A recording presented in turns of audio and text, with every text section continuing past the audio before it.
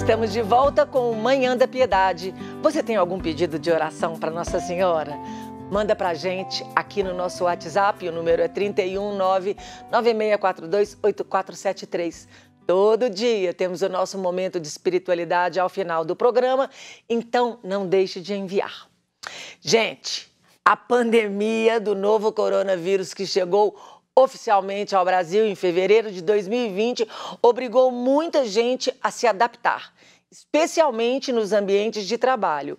Além do uso frequente de máscara e do álcool em gel, como um item básico de higiene, a necessidade de isolamento social fez com que o home office se tornasse uma opção interessante, até mesmo entre os empregos mais formais. Mas, dentro da esfera jurídica, o que pode e o que não pode ser cobrado do empregado como prática? Quais são os direitos e deveres do empregador e do empregado? É o que vamos saber nesse bate-papo a partir de agora com a especialista em Direito do Trabalho, Amanda Bonacorsi. Amanda, bom dia! Um prazer ter você aqui no Manhã da Piedade, viu? Bom dia, o prazer é todo meu estar aqui com vocês. Vamos tirar as dúvidas do pessoal todo aí sobre home office, teletrabalho, viajando. Exatamente. Então, até bom você ter falado desse teletrabalho. A primeira coisa que eu queria que você explicasse, o que nós vivemos no ano de 2020? Foi home office, que todo mundo foi trabalhar de casa? Na grande maioria das vezes, o que a gente viveu foi o teletrabalho. A diferença principal é que o home office ele é um dos tipos de teletrabalho. O teletrabalho é quando você tem essa preponderância, quando a maioria das vezes, a maioria dos dias, a pessoa trabalha fora do local da empresa, ou seja, de regra vai ser em casa. E o home office é uma dessas formas, mas em que não é a maioria das vezes, mas sim, excepcionalmente, uma vez por semana, por exemplo, ela trabalha fora do local da empresa. Então, o que a gente tem regulamentado, o que a gente tem quando o empregado deixa de trabalhar nas dependências do empregador e passa a trabalhar de casa, é o que a lei chama de teletrabalho. Entendi. Então, isso que a gente viveu em 2020, continua vivendo. As pessoas tiveram que ir para casa e trabalhar de casa, chama teletrabalho, é o que nós temos a legislação. Exatamente, é o teletrabalho. Nós temos uma legislação em vigor mas antes da pandemia, que veio com a regulamentação na reforma trabalhista em 2017, do teletrabalho. É uma das alterações que foi feita na principal lei trabalhista, que é a CLT, Consolidação das Leis Trabalhistas, está lá no artigo 75A e seguintes. E tivemos também, né, porque agora a gente não está mais em vigor, a legislação que veio de uma forma temporária, com as medidas provisórias. E até a medida 936, que trouxe mais sobre esse ponto, e a 927, mas a 936 foi convertida em lei, na Lei 14.020. Só que essas medidas que vieram nas medidas provisórias e nessa conversão da Lei 14.020, elas não estão mais em vigor. Elas não são mais válidas. Ô Amanda, quando a pessoa vai para o home office, ela precisa de ter uma rotina. E como que a fiscalização disso, porque na empresa a pessoa bate o ponto. Hoje tem ponto digital, e a hora que entra, a hora que para o café, a hora que volta, e tudo isso é fiscalizado. Como que é essa fiscalização? E aí eu te pergunto pelas duas partes. Uma, do empregador, que vai pagar o salário e que precisa ter relacionamento de confiança, e a outra do empregado, que está em casa, que precisa organizar uma rotina dentro da sua casa. Se tem filho pequeno, como que funciona isso? Bom, aqui, na verdade, a gente tem algumas observações para fazer. Essa cultura do home office, do teletrabalho, principalmente, ela foi imposta a partir do momento que a gente teve a pandemia do Covid-19. E muitos trabalhadores, a grande maioria dos trabalhadores, não tem a menor dúvida, e dos empregadores também, não estavam definitivamente preparados, né? Não tinham, vamos dizer, conhecimento mínimo, básico, de como efetivar esse teletrabalho. Então, é o seguinte, primeiro, a legislação fala com a gente que o teletrabalho não tem jornada controlada, não deve ter jornada controlada. E, consequentemente, a gente também não tem pagamento de hora extra. Isso é uma regra geral. Ocorre que, na prática, existem vários mecanismos, principalmente software, né? Programinhas de computador que instala ali, ou até mesmo o programa onde você trabalha pela sua empresa, você tem que fazer um login para entrar no programa, para você conseguir executar as suas tarefas. E aí há a possibilidade, sim, de fazer o controle de jornada. A partir do momento que o empregador consegue controlar a jornada, muitas das vezes, aí já respondendo a questão do ponto, início e término, é feito dessa forma, com esses logins nesses programas específicos. A partir desse momento em que ele consegue controlar a jornada, e a gente pode falar assim, em jornada de trabalho com início, término, e se ultrapassar o tempo, né, diário ou até mesmo semanal, pagamento de horas extras. Mas a regra geral é que a gente não tem esse controle. A questão por parte do empregado, eu acho que isso torna um problema um pouco maior, porque a legislação por si só não tem uma regulamentação tão específica. E aí fica um autocontrole e uma forma do próprio empregado aprender a lidar com esse teletrabalho de uma hora para outra, como você mesmo comentou aqui, muitas vezes com filhos dentro de casa também, e tendo que fazer trabalhos domésticos também, etc. Então passa de uma cultura a ser desenvolvida mesmo, né? Saber o horário de iniciar. A gente teve muitas reportagens mesmo e orientações dos próprios empregadores e da mídia mesmo, muitas vezes porque o assunto estava muito em voga, né? Está muito em voga ainda, de falar, olha, você tem uma dica, você ter sempre um mesmo horário para você se levantar, você não, né, se prender ao trabalho após o seu horário comum de trabalho que você normalmente já fazia, você levantar, tomar seu café. Se você trabalha o dia inteiro, troca de roupa para você ter um horário de trabalho, senão a gente fica ali de pijama, na hora que você vê já é 9 horas da noite, você está trabalhando ainda de pijama. Então, a parte do empregado em si, o controle tem que vir dele mesmo. E, claro, por parte do empregador, além dele ter meios de fazer esse controle, ele também saber que se ele começa a chamar aquele empregado por WhatsApp, por e-mail, fora do horário, ele corre um risco, sim, de ter pagamento de hora extra para esse empregado. Entendi. É interessante essa coisa de hora extra, porque muitas pessoas têm relatado isso, e acredito que para você também, que vieram trabalhar em casa, pessoas que às vezes têm uma jornada de trabalho de 6 horas diário, e foi para casa e está trabalhando muito mais do que isso. Então, como não recebe hora extra, quem tem que fazer essa contagem de hora e esse cuidado é o trabalhador, né? Na verdade, a contagem de hora não em si, mas o cuidado mesmo, né, de não ficar extrapolando, dele mesmo não confundir o ambiente de trabalho. A gente já vai para uma parte até um pouco mais da psicologia, mas não confundir o ambiente de trabalho com o ambiente residencial, né? Ele saber dividir, ter um espaço ali naquele local, ainda que seja um espaço pequeno, um espaço para ele executar suas tarefas, fechou tudo ali, volto para minha casa e aí vivo o meu ambiente familiar e etc. Porque se deixar, realmente se confunde 24 horas por dia e ele nunca vai parar de trabalhar. O empregado, a gente fala, ele tem o direito à desconexão e esse direito à desconexão tem que ser observado. Amanda, eu entendo que isso é um caminho sem volta. Muitas pessoas, muitos funcionários e empregadores descobriram que é possível isso e que é muito, às vezes, mais barato, porque não vai gastar transporte, porque tem uma alimentação que, às vezes, ele tem que dar e não precisa a pessoa alimenta em casa. Eu entendo que a empresa ganha em contratar os serviços de um profissional e eu queria que você me afirmasse ou não. Você acha que a empresa, contratando esse serviço do profissional, ela ganha mais do profissional estar em casa ou não? Olha, isso vai depender um pouco da atividade em si que ele faz.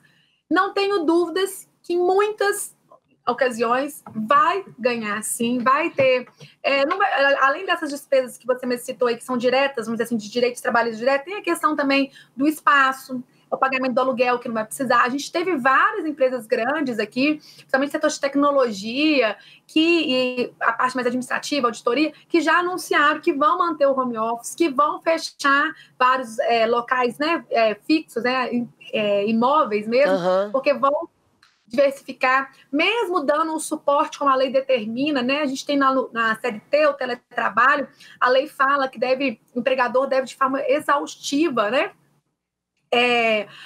alertar o empregado sobre possíveis, por exemplo, questões ergonométricas, possíveis acidentes de trabalho que podem acontecer com o trabalho em home office. Então, mesmo com todos esses cuidados que podem ser necessários, a gente teve empresa, por exemplo, aqui que mandou uma cadeira ergonométrica para vários funcionários, se não para todos que estavam trabalhando em teletrabalho. E mesmo assim, mesmo com esses gastos, com os cuidados, ainda se fica mais barato, sim, para a empresa. Grande maioria das vezes, somente esses trabalhos que são mais administrativos, que são dentro de escritórios, etc. Como eu disse, não só pelos direitos trabalhistas em si, como você colocou aí, tem a questão do transporte, tem a questão de alimentação. O empregado, muitas vezes, está satisfeito com esse tipo de trabalho, tá? Eu sei que, claro, temos exceções para tudo, mas o empregado se sente, muitas vezes, mais acolhido nesse ambiente dentro de casa, principalmente quando ele consegue organizar ali um cômodo ou um espaço, pelo menos, dentro da casa, em que ele vai conseguir executar as atividades dele. Ele também sente, né, a questão do trânsito que ele não vai pegar, ele também sente a questão de ter mais tempo interno, vamos dizer assim, mais próximo, né? Fechar o computador, já estou onde eu tenho que estar para o pós-trabalho ou pré-trabalho, antes de abrir. Então, acaba que é um lucro de formas diferentes, muitas vezes, mas é um lucro para ambas as partes aqui também. Então, acho, também tenho a mesma opinião que você, que é uma mudança que veio de uma forma muito rápida, né, abrupta, mas, ao mesmo tempo, agora que já está tudo mais bem encaixado, veio para ficar assim. Muitas empresas já anunciaram isso. Ah, Amanda, outra pergunta é assim, no caso do afastamento do funcionário porque foi contaminado com a Covid-19, e a gente sabe que a transmissão ocorre nos primeiros dias, depois não. A empresa deve pagar pelos 15 dias ou só a semana do contágio, do que ele está correndo risco de contaminar as outras pessoas? A questão do pagamento é pelo tempo que ele tinha o que a gente chama de contrato de trabalho interrompido. E aí, se ele tem afastamento médico, foi determinado o afastamento dele, ela vai ter que pagar os 15 primeiros dias de afastamento normalmente, se ele continuar afastado, né, que aí realmente vamos supor que confirmou a partir do 16º dia e etc. A gente pode ter regulamentação em convenção coletiva ou acordo coletivo que fala desse, olha, ele está com suspeita de Covid, talvez seja essa a sua principal dúvida aqui, com a suspeita de Covid teve que se afastar, também que determina. E aqui, normalmente, essa suspeita de Covid, o afastamento já é determinado por médico, né? Então, aqui também vai ter que ser pago. Qualquer afastamento por motivo de doença, ainda que nesse caso do Covid seja uma suspeita, foi determinado afastamento, determinação médica, vai ser pago pelo empregador, sim. Mas se não for com determinação médica, a empresa pode exigir que o empregado vá trabalhar, mesmo correndo o risco de contaminar os outros? Aí aqui a gente não tem uma regulamentação. Vou te dar minha opinião aqui profissional, né? Claro, como base técnica. Ela não pode exigir. Por quê? Porque trata-se de uma questão de saúde pública. E que a gente tem uma pandemia, uma questão muito mais ampla do que ali simplesmente uma doença específica dentro daquele ambiente profissional e etc. Então, exigir não. Se realmente tem algo, vamos dizer, razoável, uma razão forte para a necessidade dele se afastar, assim, olha, não, eu tive contato com uma pessoa que foi positivada e eu preciso de fazer um teste primeiro para depois eu voltar a trabalhar. Ela vai ficar afastada mesmo. E o empregado, ele pode se recusar a ir trabalhar caso a empresa não adote medidas seguras? Que tipo de conflito isso pode dar? Esse é um conflito aquele que a gente não tem solução na legislação. O que a gente pode dar de sugestão para esse empregado? Se negar a trabalhar por ausência de medidas por si só, ele não vai ter um respaldo 100%, isso possivelmente seria levado para uma ação trabalhista para verificar o que o Poder Judiciário vai falar. O que ele pode fazer? Ele pode notificar, ele vai mandar um e-mail, vai avisar, está faltando isso, isso e isso. Se ele quiser fazer, ele pode fazer uma denúncia no sindicato da categoria, ele pode fazer uma denúncia no Ministério Público do Trabalho, ou para o próprio Ministério do Trabalho, para eles ir lá e fazerem a fiscalização necessária. Agora, se negar a trabalhar, ele não tem esse 100% de respaldo que ele vai receber esse dia, não. Entendi. Aí entra como se ele tivesse faltado ao trabalho aquele dia, né? pode ser considerado assim mesmo. E aí, se for descontado, ele só vai conseguir ressarcir esse dinheiro se conseguir, se ele ajuizar uma ação trabalhista e o juiz entender dessa forma, tá? Eu, particularmente, entendo que poderia. Mas, e é tudo que eu tô falando, no dia a dia, provavelmente ele vai sofrer o desconto e, se for o caso, vai levar para o trabalho. É tudo uma questão de conversar e acordar, né, Amanda? Se ambas as partes acordam, tá tudo certo. Do bom senso, né? Claro. Aqui o bom senso conta muito, trata-se de uma epidemia mundial, uma pandemia, perdão, mundial. É algo que hoje o nosso país está com os índices muito altos, né? Voltamos a ter índices muito altos, a gente volta a ter necessidades de maiores cuidados mesmo. E aí não adianta a gente querer impor, a gente tem que conversar pela saúde do bem comum, bem de todos. Amanda, as empresas devem adotar algum termo por escrito, formalizando o teletrabalho com os funcionários ou o próprio home office? Sim. Olha, a gente tinha, até a legislação que estava em vigor, né, com a Lei 14.020, a gente tinha condições um pouco diferentes. Temos, né, essa condição um pouco diferente. O teletrabalho, na pandemia, ele passou a ser o empregador fazer esse aviso. O teletrabalho, nos moldes da CLT, ele é um acordo, ou seja, independentemente dos moldes que a gente tem lá na 14.020 ou nos moldes da CLT, a 14.020 ela é para esse período da pandemia, é preciso de ter por escrito, é preciso de ter oficializado o teletrabalho. Nos moldes da 14.020, a gente tem aqui a possibilidade de uma forma mais informal. Então, chegou a um consenso atualmente que a gente pode fazer um aviso via uma mensagem de WhatsApp ou via um e-mail. Por quê? Porque nós estamos num período que é uma exceção. O teletrabalho, né, levado, vamos dizer, como a gente colocou, levado para a vida, para se manter, tem que ter um termo por escrito, assinado por ambas as partes estando de acordo, tudo certinho. Mas tudo tem que estar formalizado, sim. Desse assunto todo, você acha que tem uma informação que a gente não tenha falado aqui, que você acha importante falar? Muito importante o seguinte, a CLT, que é a lei que já existe antes de vir essa pandemia, etc., ela traz uma dúvida que muitas vezes as pessoas têm. Mas e se eu não tenho a estrutura necessária para o teletrabalho em casa?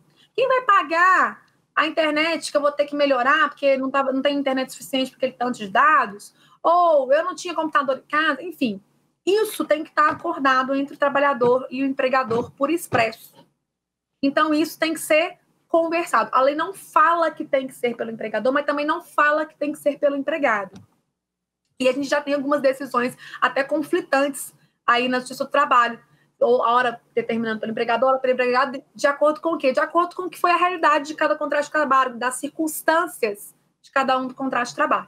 Então, para ficar bem regulamentado isso, para não ter dúvidas, o ideal é que esteja colocado em pratos limpos, né? Tudo preto no branco ali, no papelzinho, todo mundo já sabe quais são as condições. Amanda, eu te agradeço muito, foi muito esclarecedor.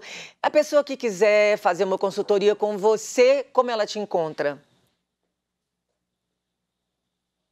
Pode me encontrar no meu Instagram, professora Amanda Azeredo, ou pode me encontrar também por e-mail, amandaazeredo@gmail.com. Amanda, muito obrigada. Você que nos acompanha pode entrar em contato com ela pelo Instagram dela e também pelo e-mail que está escrito na tela aí. Amanda, muito obrigada pela sua participação no nosso Manhã de Piedade, que Deus te abençoe. Amém, obrigada a vocês, estou sempre às ordens, obrigada pelo convite. Agora nós vamos para um rápido intervalo, voltamos já já, não saia daí.